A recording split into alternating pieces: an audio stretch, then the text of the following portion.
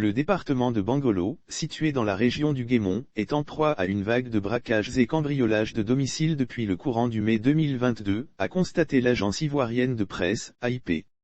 Les faits se sont produits successivement les entre 20 et 27 mai, puis les 5, 9 et 11 juin 2022.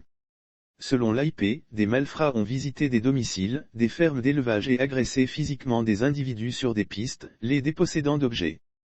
Plusieurs braquages signalés depuis mai 2022. Tous ces objets dérobés constitués de motos, téléphones, téléviseurs et animaux dont 42 lapins, ont été signalés à la brigade de la gendarmerie de Bangolo. Plusieurs autres cas de vols et cambriolages de domiciles ont été signalés dans d'autres villages du département dans le courant du mois de mai 2022. La situation est de plus en plus inquiétante dans cette localité, d'autant plus que les agents chargés de la sécurité sont aussi la cible des kidams. En effet, un gendarme qui revenait d'une mission, vendredi 20 mai 2022 aux environs de 19 h, a été surpris par 3 individus armés sur la route reliant le village de Daah à Giglo. Les coups de feu échangés ont eu raison de 2 des 3 malfrats. Quant à l'agent de sécurité, un gendarme, il s'en est sorti avec des blessures.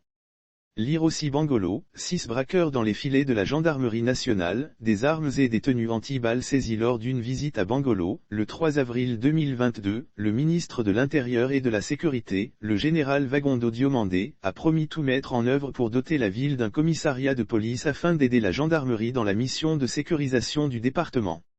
La région de Bangolo était déjà en proie à une insécurité inquiétante il y a un an. Une action combinée des éléments de l'escadron et de la compagnie de Man a permis d'interpeller, dans la nuit du dimanche 24 au lundi 25 janvier 2021, une bande de 6 personnes et saisir des armes ainsi que des tenues traditionnelles anti-balles, dans le canton Zarabaon, dans l'ouest du pays.